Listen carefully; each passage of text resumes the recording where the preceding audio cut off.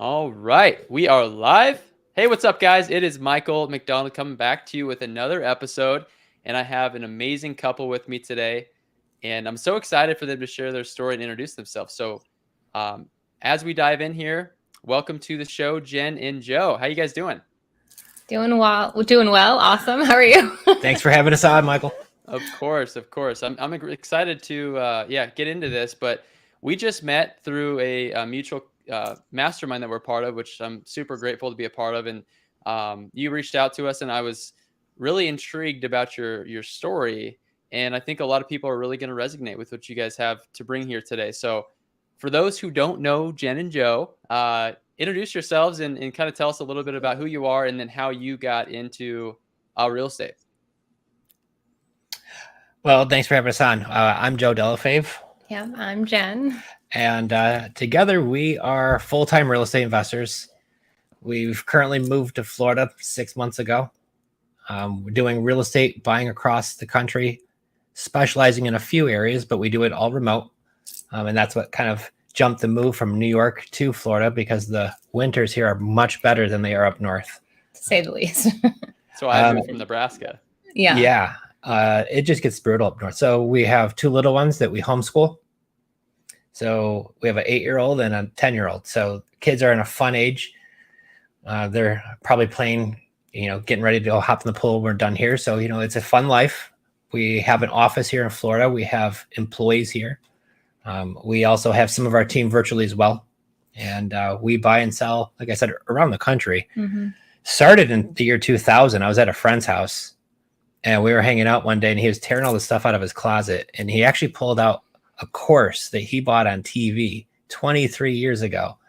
And it was Ron LeGrand, who's actually part of the mastermind as well, part of the family. That's right. And he had a course on make $3,000 in 30 days. I still have the VCR tapes right there. Oh my gosh, that is epic. Dating us, right? For those who are not watching this actual live, or the video, she just pulled up what do you call it? VHS. I don't even know what it's called. It's been so long since I've even seen one of those things. Those are outdated, probably right around the time, it came out. It came out, but for the old timers that had it, I was 22 at the time. Yeah. So what it was a cassette. It was a bunch of cassettes, 2 VCR tapes, and a book. So I did all the stuff, and a month later, I had my first deal under contract. I ended up wholesaling that deal, and I made $15,000. That happened fast. So it was absolutely amazing. So for me, that was a life-changing thing. For one, the money was great, but the fact that I did it and the money really shut up all the naysayers who just thought, what are you doing now? You bought something or you borrowed it from your friend off some infomercial, and you think you're going to really do real estate with no money. Because at the time I was dead broke, had no money, didn't even have credit at the time. So for me, this was right up my alley when I saw that. So I really jumped on the opportunity. And then after that, I got a job. I mean, I already had one, but I got a job working at a car dealership in the finance office. I meet this lovely young lady, for all of you who don't see. My wife, she was a teacher, and she already owned her own house. I already owned my own house. And when we started dating, she moved into mine. And she kind of almost turned into like an accidental landlord. Like she didn't plan on buying her house to turn it into a rental, but now here we are. A few months after dating, I'm looking at a junker, because this is in 2008, the end of 2008, and the market's starting to turn. So we started finding some deals, which what we didn't know was we were burring back then, when I didn't even know that was a term.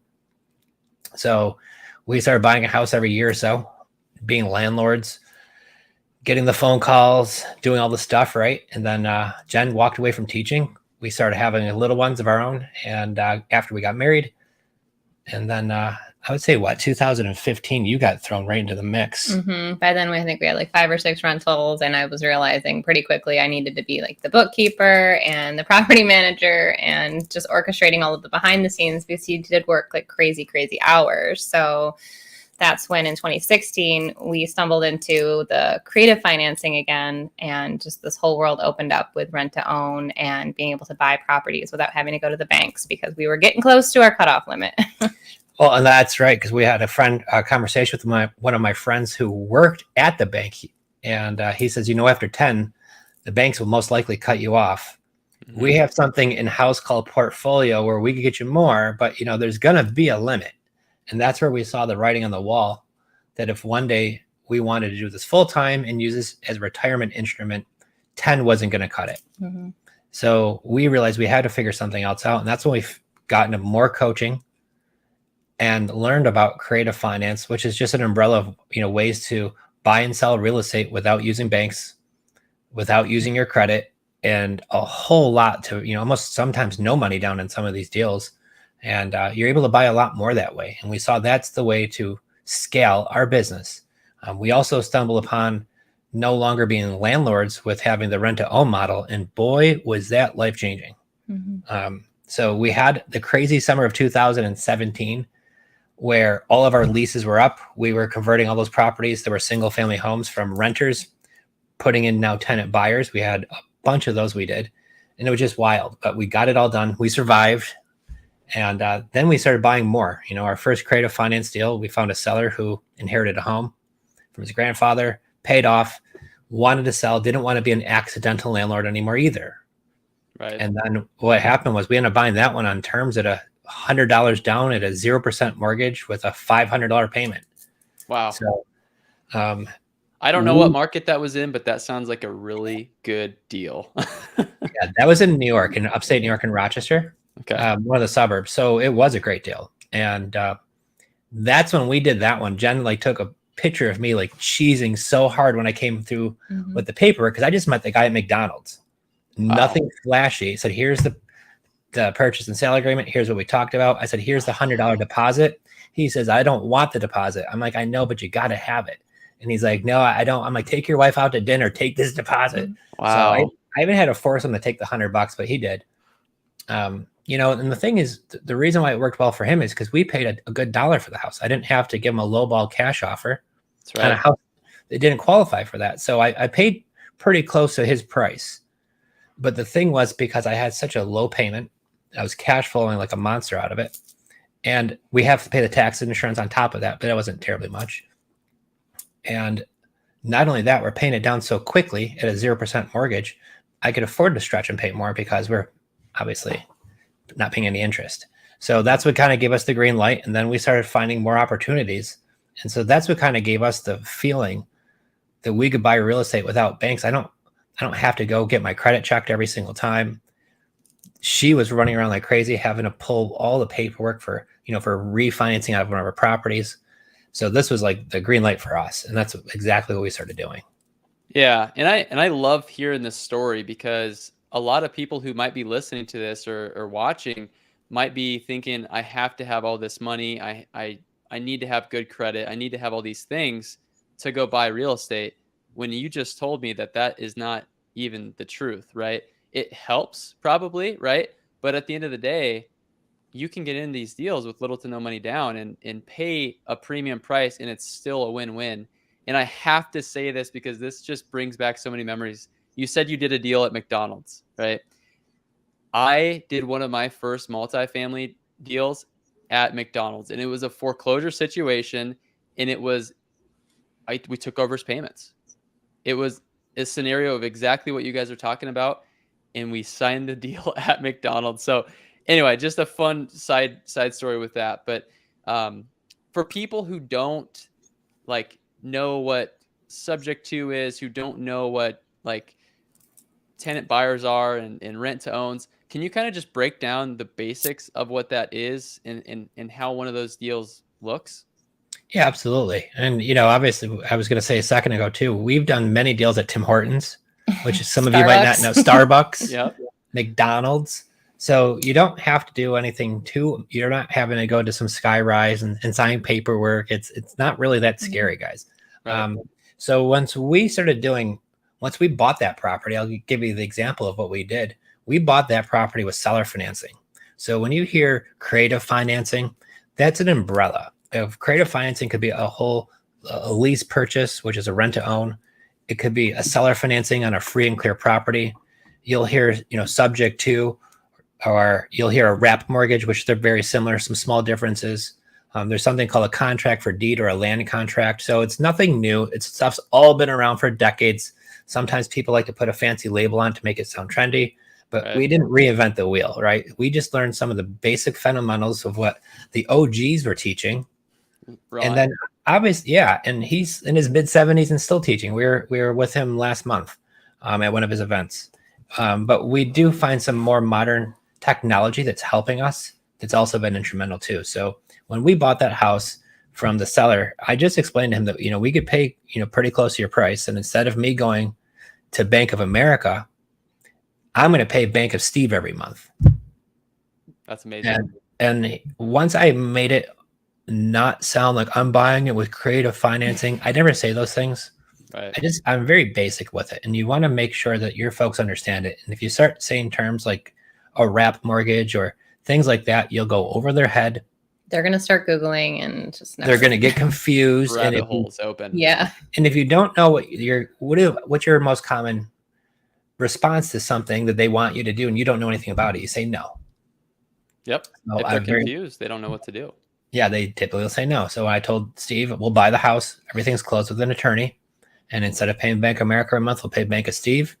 He asked how long. We worked out the terms. We went from there.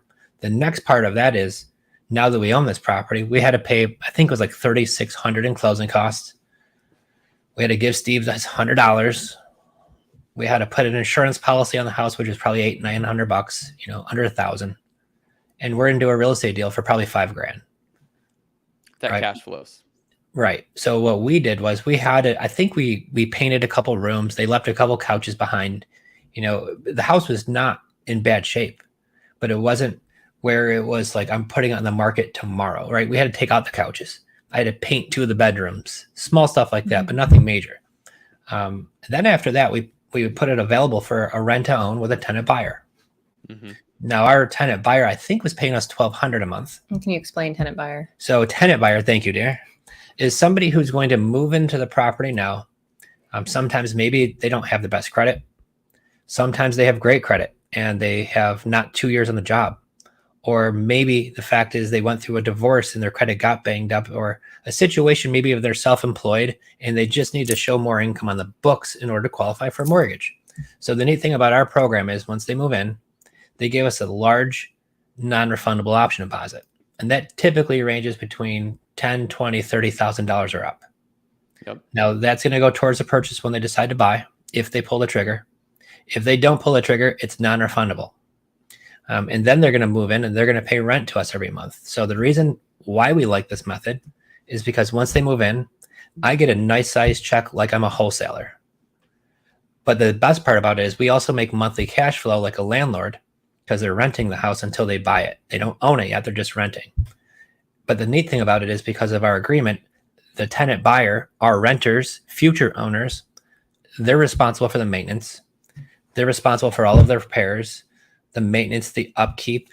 One of them we were talking to today, and he's like, "Hey, part of my agreement, you said there's going to be no snow anywhere on the ground." And I'm like quiet for a minute, and he's like, "I'm just playing," right? Because they got a lot of snow and ice up there right now. But we don't handle snow removal, grass, none of that stuff. They do it all, and they pay all the utilities. So there's you don't talk to them hardly ever at all. Mm-hmm. And then once they're in the property for a while, the 20 to 30% who eventually go through the process and get you cashed out, you get a big back end check like you flipped the house.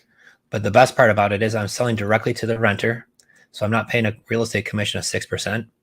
And because I've owned that house for more than a year, many times it's many years. So I've also got to write off depreciation, right? And I've also now changed my tax bracket on the income from that deal. So there's many reasons why we love that model. And the best thing about it is in some of the states that we buy properties, they're not the most landlord friendly.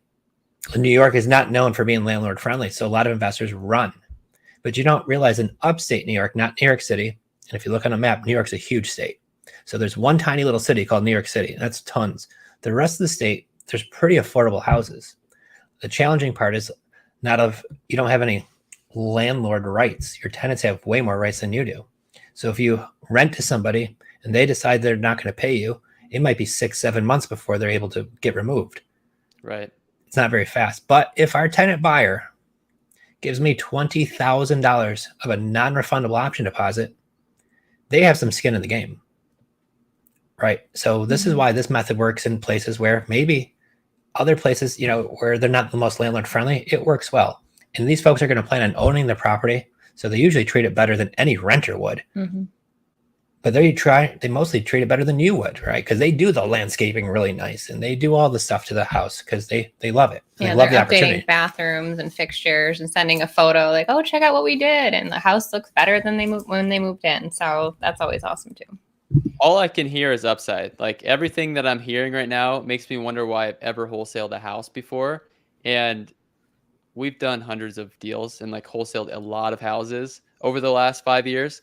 And I remember my business partner coming to me one day and he's like telling me about this rent to own concept. And I'm like, well, why would you do that? Like, why would you want to sell it? If you're going to hold, like, wouldn't you just hold it forever? And he's like, well, trust me, like when you've dealt with 1,900 houses and tenants and issues, like you will totally understand what I'm saying.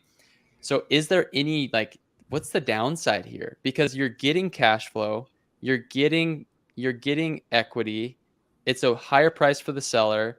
You get tax benefits. I mean, there's so many benefits. Is there even anything that like is negative about this methodology here?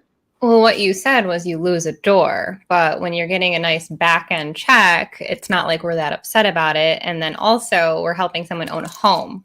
So to us, okay, we lost the door, but look what we just were able to accomplish. So not really. Well, yeah. And everybody says, well, Joe and Jenn, I'm going to lose a door. Yeah. You hear that complaint all the time. So say you were hypothetically, because we buy houses on terms. A lot of these deals, you could get into a deal for $10,000 and under many times. So if we were to get a $50,000, $60,000 check, a lot of times, and I don't want to go too wild on you, but I know we have one that they're kind of working on it, but they keep on touching and going. But if they do pull the trigger, I figured we're going to get a monster check. And if we do, the plan is instead of paying tax on that, I want to roll that to a 1031 exchange. Mm-hmm. And then what I could do is I could buy 3 or 4 more houses with terms, right? So maybe this one needed 10 grand down. I needed 15 for this one. And now I'm rolling all of that money tax-free, and we would now turn it into 3 or 4 properties. And then the benefit of doing it that way, the cash flow goes up, obviously. I'm not getting taxed on it. And I'm getting taxed on the cash flow, but I'm not getting taxed on my sale of my first property. And the best thing about it is once we collect those non-refundable option deposits for all of those properties, all the money we came down with, I got that right back anyways. This is incredible. You know what? Like, I knew this was going to be good, but I just sometimes need to hear it more than once to really realize how many benefits there truly are from this program. Right. Do you guys, when you talk to sellers, is every situation different on is if you're going to take over their payments and or owner finance, or like how do you structure these deals and like when do you know? So that's a very good question. Loaded too. Sorry about that. I will go over. He loves this question. I'll go over some of our most recent deals, and those are the best ones to talk about, not ones hypothetical situations. I just talk about what's currently going on. So we have a situation right now in a town called Windsor, Colorado. It's about an hour north of Denver. The entire place, it's got amazing views of the mountains. It's a beautiful house. It was just built in April of 2022. The folks bought it for a little, 500,000-ish, a little over that. But now they're having another baby. And now they want to sell. And now they want to move down to Florida. And they've already decided they want to move down there before the new baby comes, which is going to be in June. So if they were to list their house on the market for pretty close to what they just bought it for 7 months ago, they're going to take a pretty hefty loss because of real estate commissions, closing costs, and especially if they don't get their price that they need to get. So once we spoke with them, they said, Joe, I owe 505 on the house. If you give me $5,000 down, you could take over my payments. Wow. So we're helping a seller in a situation where it could have cost them $10, $20, $30, $40, $50,000 out of pocket to get rid of a house they no longer want. Now, this is a turnkey house, beautiful neighborhood. So you got to look at the deal now to see where it makes sense, right? So cost of acquisition is very low. $5,000 down, pay closing costs. I have a brand new home. And that was his proposal, right? Oh yeah. Well, we have a script. We have a series of questions, And then we have a kind of a way that will guide it based on the information that they give us. And what we do is and you're right, we ask questions and the seller gives us the proposal. That's right. So yes, you are correct. And then in this situation, it doesn't make the best cash flow. The monthly payment with the HOA, with everything included, is about $3,600. Properties in the area rent for $2,800 to $3,000. Okay. So where in this situation, what do you do with that? Well, if I'm a homeowner and I want to buy a house, I don't care about cash flow. Can I get this beautiful new house without having to go through all of the jumping through all the hoops? I think the rates right now are in the higher sixes for a 30-year. And when they had this built in April, rates were a lot lower. So their rate on that deal, I think, is 5.25, if I'm not mistaken. Mm-hmm. So not a huge difference, but on $500,000, it's a nice difference, right? Absolutely. So when you factor that in there, the difference of say 1.25 points on $500,000, that's a lot of money if you base it over 30 years. So you can see the savings for somebody, even if they bought it at that price. So what we do in that situation is we just wrote it up. We are now going to look for somebody who wants to live in that area as a homeowner, most likely. They do have some restrictions for Airbnb or for rentals. They have to be a minimum of 6 months. Because I also thought, man, this would be a perfect Airbnb, but you have to rent it for 6 months. So maybe somebody who wants to live in it half the year and rent it half the year, they could do something like that. Got it. Okay. That makes perfect sense. So a couple of questions that come to my mind is when you take over these payments, how are you structuring the deal? Are you taking over their mortgage and deeding it to you? How does that look? I know this is kind of technical for people who maybe not experts at this, but I'm doing some of these deals myself, and so I'm curious because obviously you have gurus out there who will tell you one thing, and you have other people out there who are doing another. So I'm curious on what is it every situation a little different, or how do you know in the situation where you are taking their mortgage, do you get it out of their name? Do you leave it in? Are you lease optioning it where you make the payments and then don't take ownership and then assign that lease option? Because there's a lot of things we could do in this situation, right? Right. And that's why there's a lot of options. I love to, now in the first situation we're talking about with this one in Colorado, I'm going to assign that to somebody else. It's going to most likely be a homeowner. And I'm going to not be in that deal. I'm not going to even close on it. I'm going to collect an assignment fee, just no difference than if I was assigning a cash deal. There's a lot of other disclosures. I definitely have to introduce the buyer and seller, make sure they both approve of each other. Sure. But as long as all that checks, we move forward, and you collect some really nice assignment fees on deals that nobody is able to even fathom. You could collect an assignment fee on. I love that. So your lease option, you're agreeing to the terms, right? You've got an agreement in place, but you're then assigning your interest to the person who wants to live there for an assignment fee, and you're connecting the two dots, basically. You got it. And sometimes I could write that deal up as a lease purchase, and then I could assign those over. Sometimes I could write it up like this one with a wrap mortgage, where they have a mortgage for 505. We give them $5,000 down, and their balance is, so we're buying it for around the 510 mark. Our buyer would. We're not going to buy it, but our buyer is going to be able to buy it for that. Put down the 5,000. The balance is 505, and they're just going to wrap a new mortgage around that.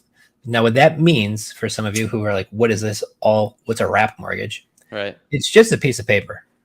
There's no bank involved. It's just a promissory note saying that you're going to be the one making this payment, right? And so how we have that scheduled is the same terms as the underlying debt. So every payment that you make is the same exact payment as the other one. It pays down the same exact way. And so we do it on a wrap mortgage. And it's very similar to sub 2. The difference is if I buy a house on sub 2 or subject to, they're just deeding the property over to me. That's all they're doing. Right. So if the seller decides they want to get a mortgage later on down the road, sometimes that could be a challenge, right? And every lender is different. So the way we do it is with that new mortgage in place. We've had sellers say, Joe, I need to get a mortgage, and the bank's telling me I can't because I still have this debt in my name. So the reason why we write it on a wrap mortgage, because it's a note. It's showing proof of that we're going to be making payments directly to the seller. So our incoming payment washes out 75% of their outgoing debt. Right. right? Yep. So it covers their liability, and the bank now feels comfortable to move forward with getting them a new mortgage, right? Well, yeah, because they're going to look at the debt to income, and that ratio has to work, and it has to be able to budget for that monthly payment what the new house will be. So what we do is we just make sure we forward the closing docs and the new note, and we send that over to the new lenders, and you get them approved, and you move on. The other reason I like the wrap a lot better is what happens if the buyer stops paying. They stop paying my mortgage, right? How do I trust you're going to do it? And something happens, and the guy's cleaning the leaves out of his gutter, falls off the ladder, breaks his back, out of work for a long time. I can't make the payment. Well, on a subject to, you just deeded the property over to the buyer.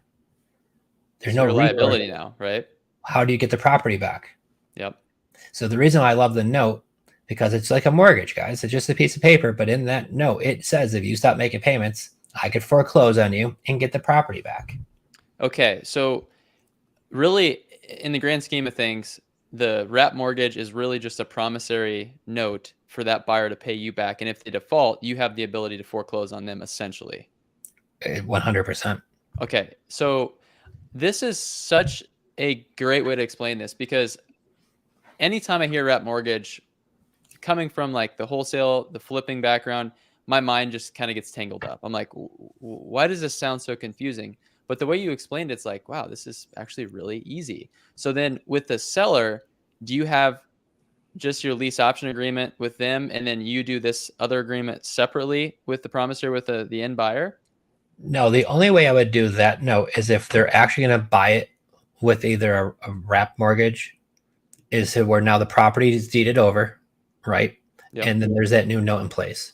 If the buyer, if I have this deal written up under a lease purchase, where I assign that lease purchase from the seller to a new buyer, it's just a lease with the option to buy. There's no promissory note involved. It just says you better make the payments every month.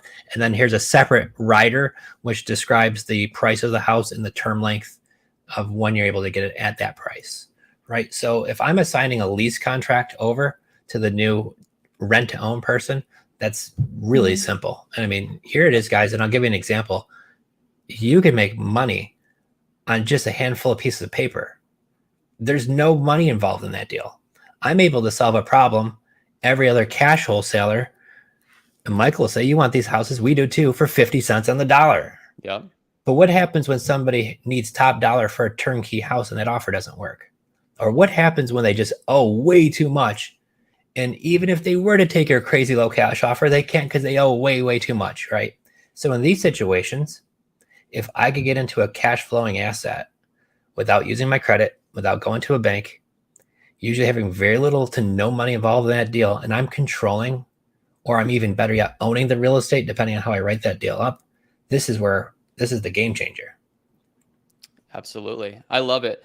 And gosh, I have so many questions, like in regards to all of these notes that you're stacking up. And I mean, this has been my biggest challenge as I have employees and all over the country. So for people who are watching who don't know, I live in Las Vegas. My business is in Nebraska.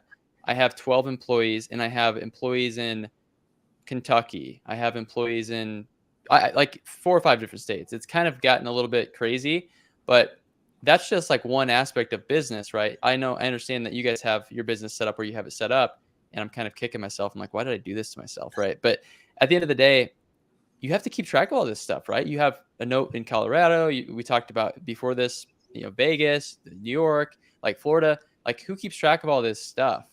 It seems like a lot of things to keep track of. So you're right. We're definitely, I would say, I'm not a guru. I'll never say I am. But if I'm ever even close to more of a guru, like the ones we're doing the business. Yeah. Right. So like Monday through Friday, I'm at the office at 9 o'clock in the morning with our team, and we get out. Sometimes we get out at 4 o'clock. Right. But we work Monday through Friday. Yeah. We've got VAs in the Philippines who help 24 hours because our leads come in through social media. So our people aren't calling us. We're not calling them. They're messaging us saying, I have a house I'm wanting to get either a price for, or I want to sell. And then we message back and forth a script. We categorize them through our CRM of levels of motivation, if they're open to terms, or if they're not, if they need a cash offer. So then they filter through that system. So a lot of the the, moving and shaking is done by $4 an hour VAs. So that's been super helpful. Yeah. And that's so good to hear, because I think I personally had a limiting belief about having virtual assistants like run my business. And we have $4 an hour VAs, and we have, other VAs who are making calls, and sellers wouldn't even know that they live in Belize. They wouldn't even know that they lived in another country. And so for anybody who's watching this, like, listen to Joe. You can train these VAs, but they need a process, a proven process. And that's what you've created.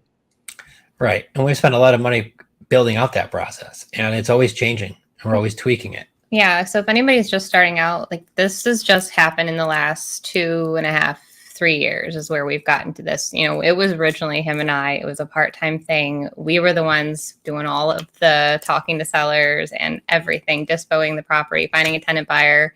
He was the TC, so it's one step at a time. But we also are really old school believers of, you need to know how to do your business, because if you don't and something happens to somebody, like, who's going to step in and who's creating those processes, and how do you know they're actually going to be done correctly?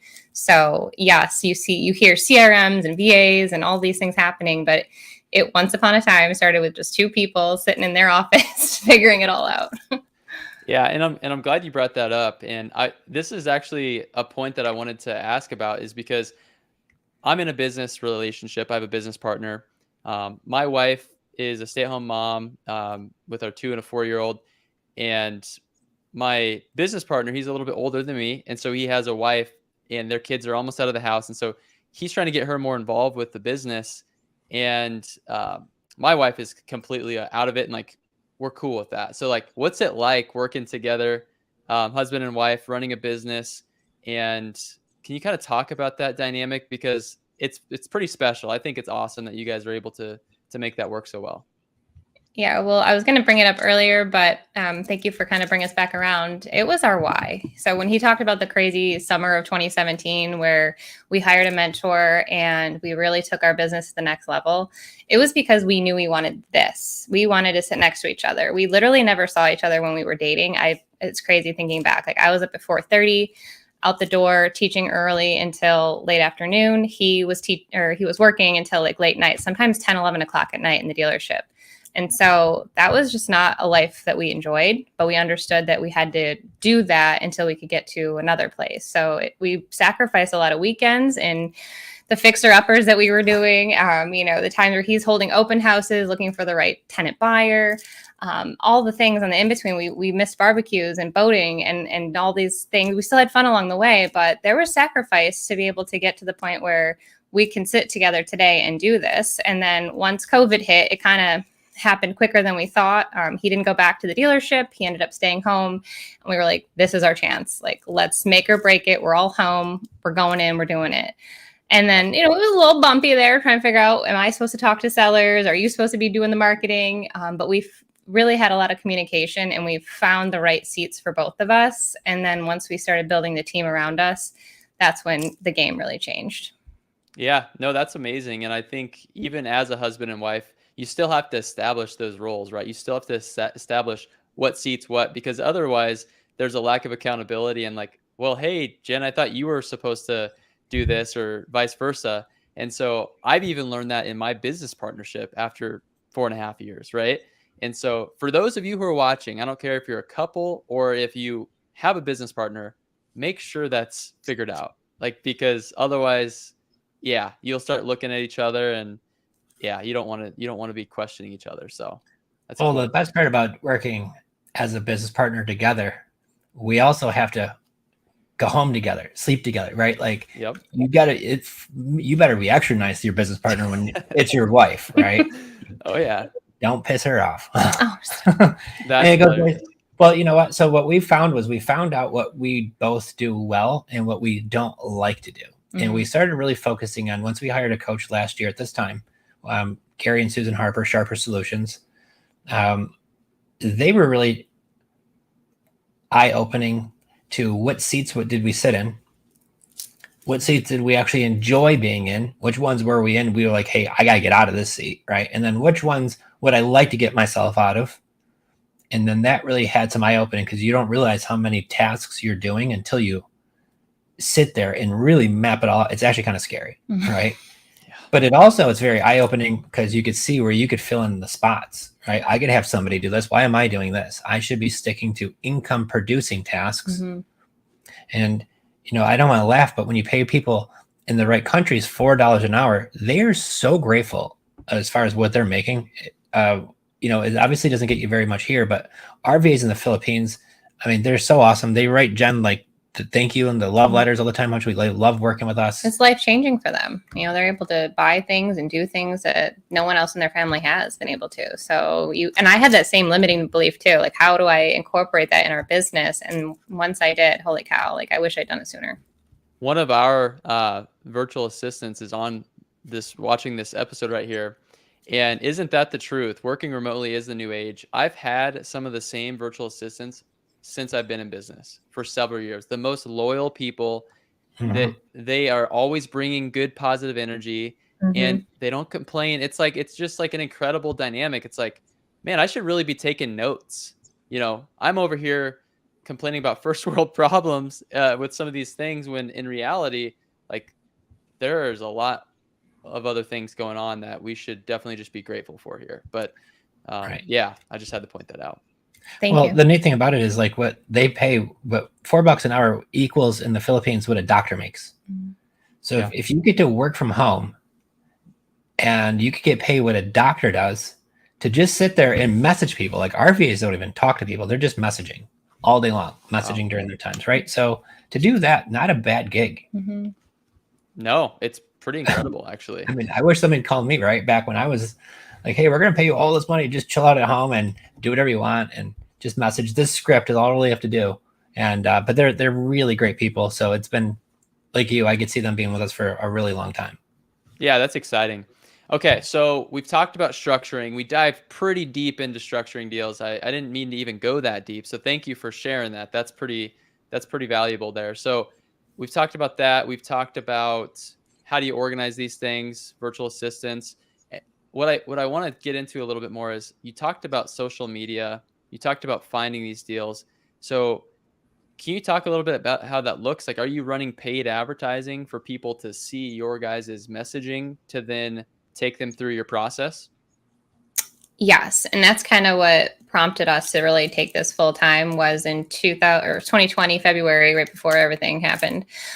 We signed up to learn more about social media marketing. I've always been a fan of social media. I have dabbled in like the online vitamins or jewelry, MLMs, whatever. Sure. But I saw a value there, and I thought, well, you can reach the masses through your little phone or computer, and you can also really give a sense of who you are and what you do if you present yourself in the right manner. And so we really started using Facebook as a platform. And if you have a Facebook page, or even if you don't, I would get one back up and running, because older folks tend to have a Facebook page, and older folks tend to sell their houses, right? So there's lots of different ways. Sponsored ads can be, if they're done correctly, can be very fruitful. But you also have to make sure that you are responding to all comments, that you have the right questions to ask the sellers. But also, if you're running ads, you need to have a Facebook business page. And the biggest mistake I see is the business page doesn't even have a cover photo half the time, and maybe never even posted on it. Yeah. And so if I'm going to give like a little secret sauce tip there, that's it. Definitely make sure that you are putting content on there. Maybe not every day, that's fine, but at least once a week, put something up there that's relevant. Well, and personal too, because I've gone to these pages where you look, it's like Jim buys houses, and Jim made one post in 2019, Right. and it's like it's stock, like he probably got it off some other website and just put it there, and they look very bland. So when you go to our Facebook page, it's like the difference of walking to that retail store where there's nothing going on, there's nobody even working, versus walking to like the Apple store where there's people everywhere, there's just stuff going on. Right. So when you go to the Facebook page, you want them to feel that vibe of what does it look like working with Joe and Jen. And like even a silly thing, like I put up or my VA does it now, but Super Saturday. So every Saturday a soup recipe goes up, and people love it, because half the people are following my page. They're not selling their house to me right now. But guess what? He gets a message this past week of somebody's mom is looking to sell. And how did she know that we kept her in the forefront of our mind? Because we're constantly sharing on our social pages what we're doing. Yeah, this is so obvious, right? Like, this is it's a tip. It's like a secret, but at the same time, people who are watching this, like, please take action on this, because I talked to an investor today, and he was asking for some advice, and it's like, personal brand is amazing, right? You've got to have some personality in your business page as well. And I checked your guys' page out, and it is awesome. So great job with that, because I can tell somebody can really relate to that.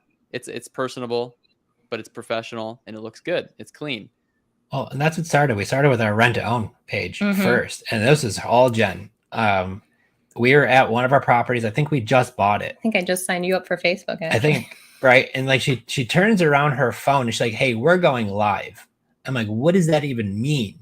She's like, "That means anybody who watches, it's like being live right now, and they can see whatever we're doing." This is like it first came out. She's always been on the forefront of that stuff. So here we are going live in front of one of our properties. I'm like a deer in the headlights, like, yeah, look at the house we're about to go rehab, right? But that was where we started. So your first video doesn't even have to be great. It could be awful.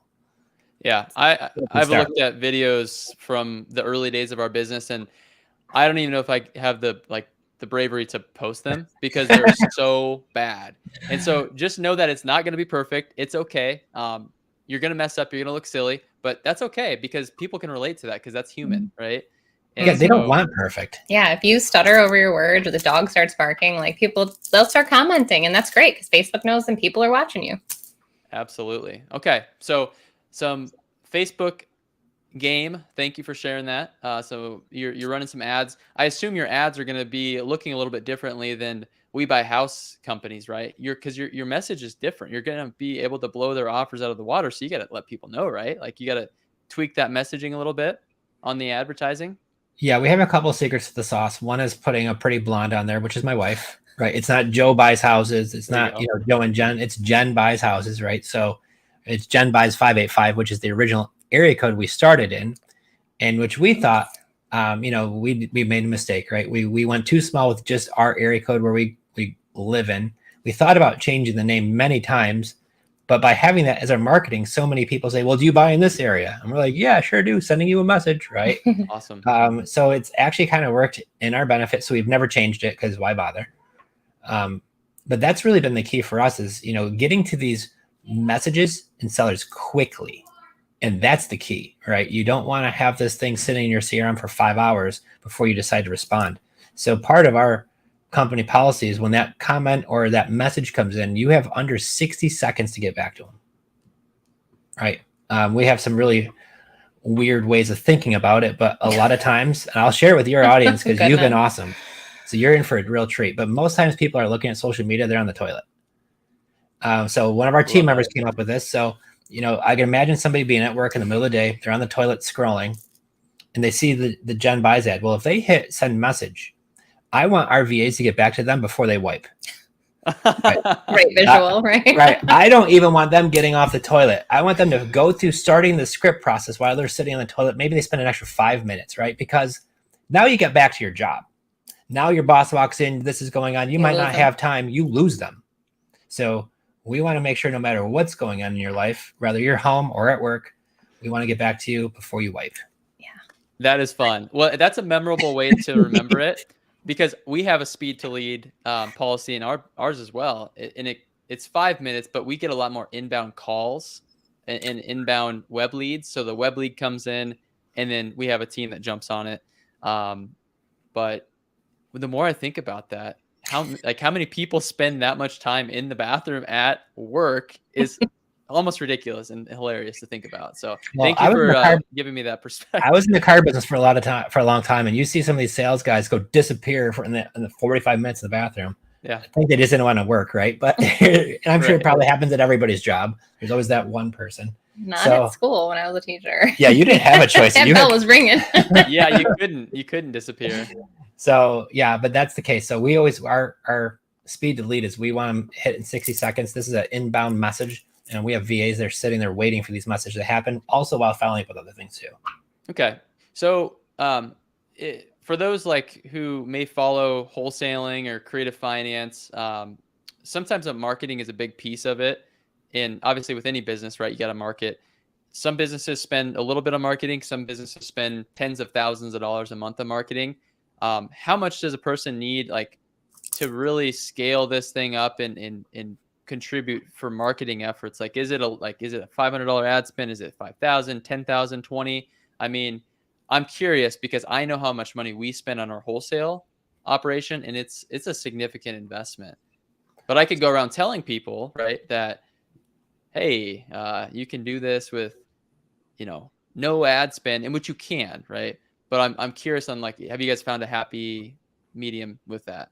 So right now we spend $170 a day, $170 a day, and we generally get around a dozen to 15 incoming warm leads every day. Wow, that's solid. Now, not all of them make it through the script, so we track that, right? About 70% make it through the script. The other 30% went and wiped and moved on, right? Now you got to try to get them back, and which is always very challenging. So our CRM chases them down nicely. But in the meantime, that's a good amount of lead flow, because at that point we're, 10-ish, $12 per lead of incoming leads. So with that being the challenge of now, how many leads does it take to make a deal? Now, if I pull a list and I have a very focused list, right, I'm looking for certain things, my conversion could be 1 out of 10. If I'm doing my social media where they're just random people coming in and say, hey, I've got my house on the market. It's been on the market for 2 months with a realtor and they're not selling it. What is your offer? They want 600 grand for a 600 grand house. We still put them through the script, because a lot of times, we look at their motivation level, and no matter what, you'll run into a lot that aren't. So we keep them in the CRM. It just follows up with them, because over time, circumstances could change and maybe they would be open to terms now, because we could make that $600,000 offer on that $600,000 property if we could get into it with no money down and good terms, right? Good cash flow, nice, beautiful house, beautiful neighborhood. We do those all the time. Are you targeting a specific audience, a specific part of the country? Because you said Colorado, we talked about Las Vegas briefly, and you're in Florida, and I feel the same way with my business. It's like, how are you doing all this, right? Like, you're all over the country. So are you targeting all over the country? Are you targeting specific markets in general? We do both. That's the benefit of social media. I could put these circles on the map of where I want my ads to run and where not. I could shift them, move them quickly. I can manipulate things like crazy. We've really spent a lot of time learning how to do this. So I'll share a good tip with your audience.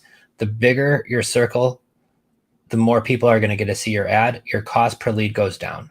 Yep. So if I have it into a tiny, tiny little pigeonhole 15-mile radius, less people are going to be in that radius, maybe unless you're like New York City or downtown LA, right? But in majority of the time, the larger the circle, and we don't do any restrictions. I have no targeted audience. It's just wide open. So anybody who could potentially see this ad come across their screen, regardless if they've Googled, I want to sell my house or anything like that, they're just randomly seeing it. So for the ones who do, they see this smile with some of our choice advertising, they click on it or they leave a comment, and we just start having the conversations. We get them through the script.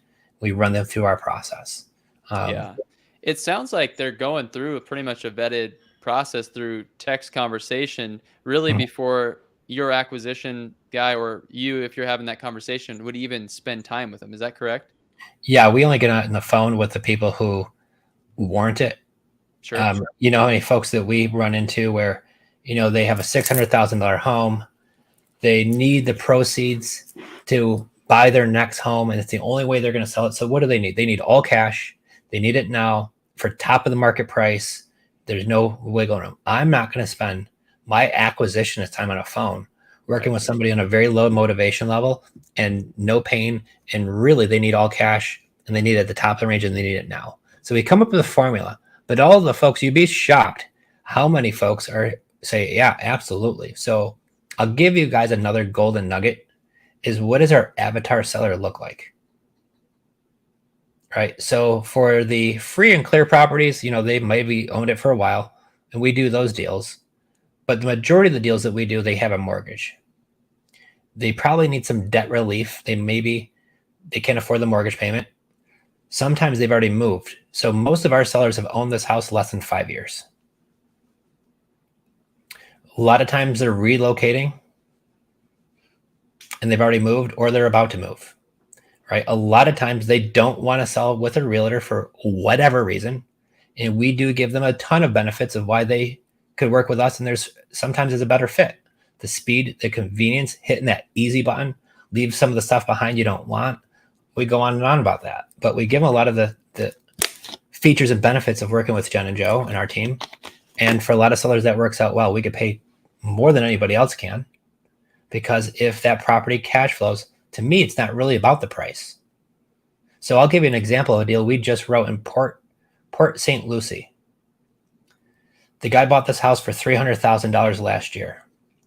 It's in a 55 and older community. This place is absolutely gorgeous.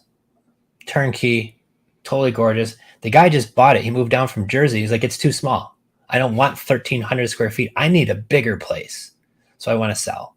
But his hot button was 330. Now he bought it at the top of the market at 300. Am I stretching to pay 330? Probably. Would anybody else right now with interest rates at 6.8% pay that? Nope, probably not. But his rate's low fives. He says $5,000 down. He's going to give me a 10-year term before I have to get him cashed out. And the reason why he's going to give me a 10-year term is because he's got $80,000 of equity sitting in the deal. Right? So if I buy it for 330, I'm sorry, 85,000, because he owes, I think it's around 240. Right? So if I give him $5,000 down, he's got about 85,000 of equity, but he's willing to wait up to 10 years because he doesn't need that cash. He wants to buy his next house, which he's already picked out. He's fallen in love with it. Bigger, beautiful, loves it.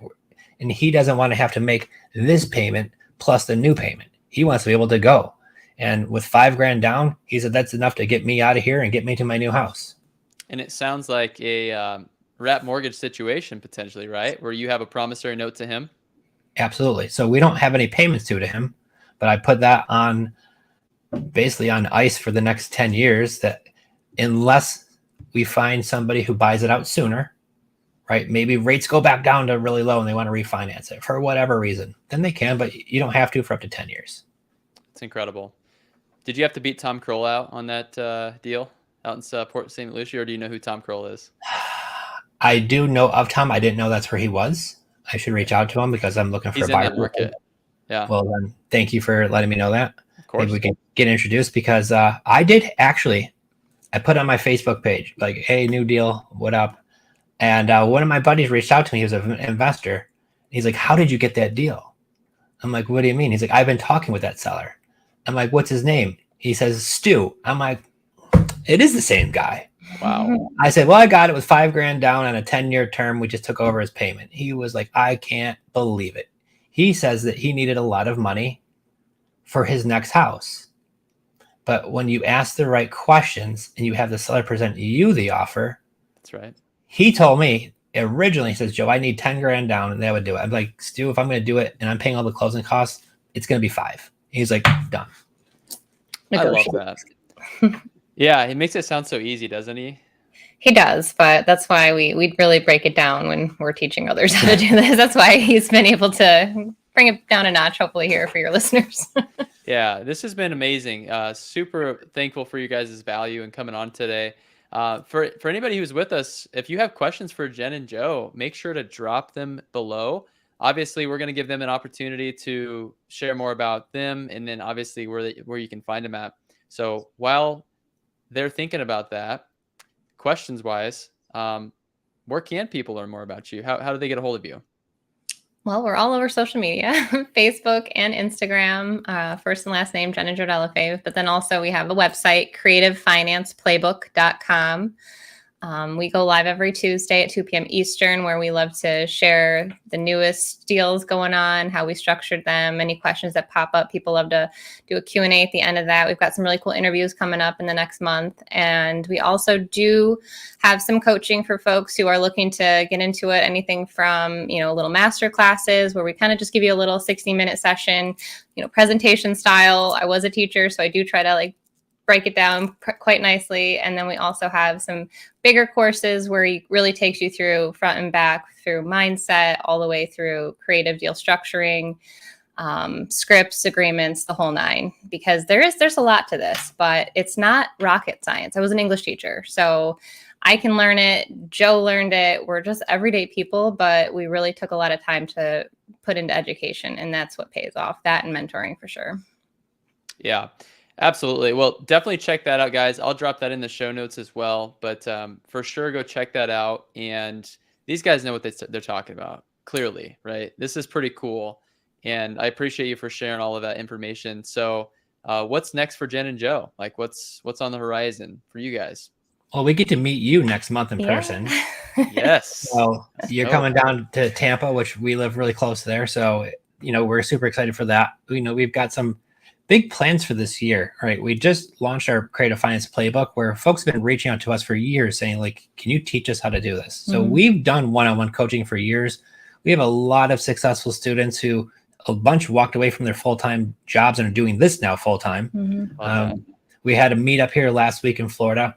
And so we really enjoy giving back, because I always felt like if I didn't have that opportunity to get that course from my buddy, because he was kind of a dumbass, like they never even opened it. Okay. I love them. We're still good buddies, but they never even opened this thing. It's literally a gold mine.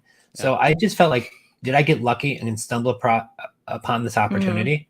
And so this is why we go live and we do all the things we do for free. Like, we don't charge for any of that. Like, if they want to go harder, great. We could help you with that and coach and all that stuff. But if there wasn't a product, you wouldn't have learned. And I think that's really important too, right. Because if you don't have something tangible or even through the interwebs or whatnot.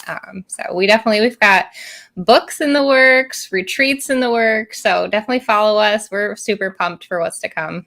Yeah. Wow. So she's dropping it first here. We're going to be planning on doing I've been dropping it everywhere. Don't you follow me? Not like that. we're gonna do a retreat down here in Florida. Exciting. Where it's gonna be pretty awesome. So we're excited. We got some cool things cooking. Okay. Well, when's that coming up? When can people look forward to that? Has that been announced yet, or is that still kind of? I'm gonna let her. She's dropping bombs, so I'm gonna keep letting her do it. I'm telling everybody the week of June 7th, that like Wednesday through Sunday, June 7th and on. Mark your calendar and stay tuned, because we live like 10 minutes from a beautiful beach, and it's just a matter of finding the right house. I want to keep it smaller, so there's like really great networking.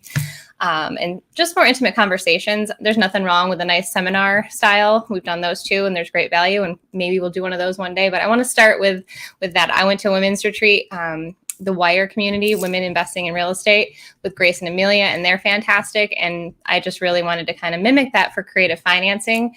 And then, I'm going to go here too and say, I think there's more space to be had for women in creative financing. So I'm in the works there, trying to figure out a little bit more to bring the ladies to the forefront, because I know that it's a very male dominated place, but there's a lot of kick butt women out there who are doing amazing things.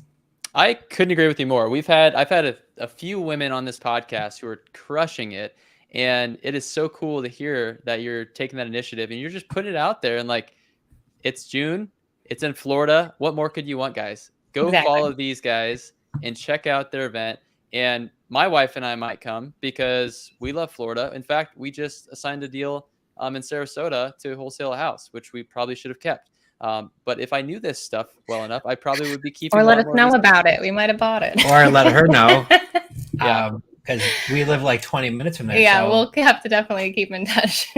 Shoot. Well, next time, right? We have plenty of leads. So, but anyway. her vision is this amazing beach area where you're close to the beach, where we're going to be, in a really gorgeous houses. Be able to spend a lot of time going over a lot of the fundamentals, going over a lot of the in-depth stuff, networking, hot seats, a lot of really cool things that we have planned for the retreat. So yeah, keeping it real though. We're pretty straightforward. What you see is what you get with us, and we really value just authenticity.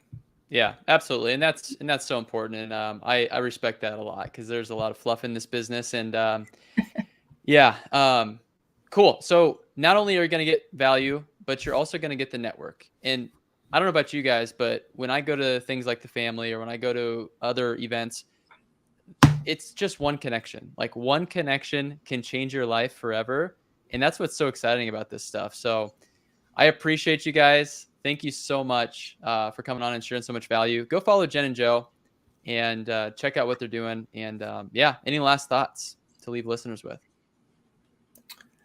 Really, it kind of boils down to where, and I had the mentality since a little kid that like I would see these rich, successful people, and I grew up very like sub middle class, kind of poor, things like that. I grew up a landlord's son, and I didn't know my parents went through all these financial struggles. So we didn't have a lot growing up, but I saw these people with these really nice cars and houses. And I always thought, well, why not me? And I don't know what put that thought in my head, but I was like, well, somebody's got to do it. Why not me? Right. But then I was always very ambitious, but then I needed the right vehicle to get me there. Right. I needed something to get me in the race. And so that's why when I found real estate, I didn't go to college. My parents at that time were like thinking I'm going to be a janitor, which is not a bad job, but that's where they thought my life was going to go, or sometimes even worse.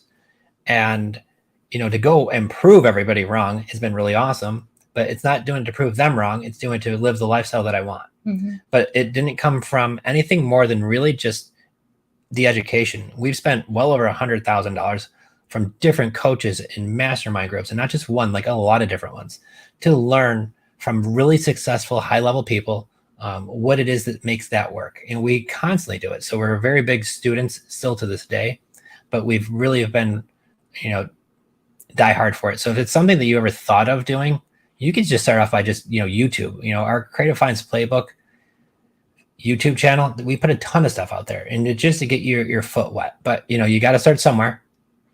And it's not anything that's rocket science. I don't have a degree in real estate investing or anything like that. We're just normal people who put these deals together. And I will tell you what, though, it's life-changing. Mm-hmm. That we can both walk away from our W-2 jobs, and both paid really well. Mine was out of this world well. But we were able to walk away from our jobs because I didn't have to depend on a bank anymore to buy real estate. And once we realized that we could live the life we want, we could buy all the real estate we want, boy, the sky was the limit. So it's definitely going to be helpful in the future, knowing creative finance, because this recession, as it pulls back, paying cash is going to be a little tough at times. And we're going to have an abundance of sellers who maybe can't sell their house and it sells on opening weekend like they used to. So to have this tool in your toolbox to be able to offer a seller, we're in a situation where and there's many times we're the only literally ones that could help these people. The realtor can't, the cash people can't.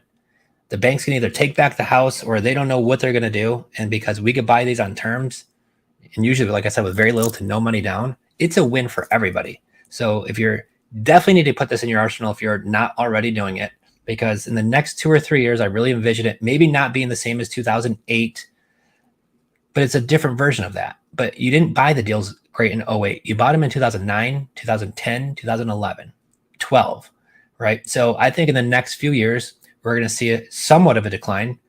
Obviously, we're in a recession. Rates keep going up, and it looks like they're going to continue to happen. So as that's continue to happen, how can I accumulate real estate? Everybody listening, if you could have bought real estate in 2009 and 10 and still have it today, you will be happy. We are, right? So this is your opportunity again, and creative finance is definitely the tool to do it. Wow. Mic drop. I am so excited. I seriously want to just pause this and go get on the phones and call sellers and make deals happen. This is amazing, guys. Thank you so much. Jen, do you have any final thoughts before we wrap this up? I would just say, just don't quit. I see a lot of folks and especially students, they get really excited. They sign up for something, they go at it for a little bit and they don't see a return right away. And then they give up. And it's really disheartening because, it's just literally those few more steps that if you just keep going, you can't lose. And so really, even if it's all that roller coaster, right? If you're an entrepreneur, you have your highs, you have your lows, but it's like that mental ability to stay strong and just know that if you keep going, great things will happen. Amen. I love it. All right, guys. Well, thanks again for coming on. I really appreciate it. Until next time, thank you so much, everyone, for listening.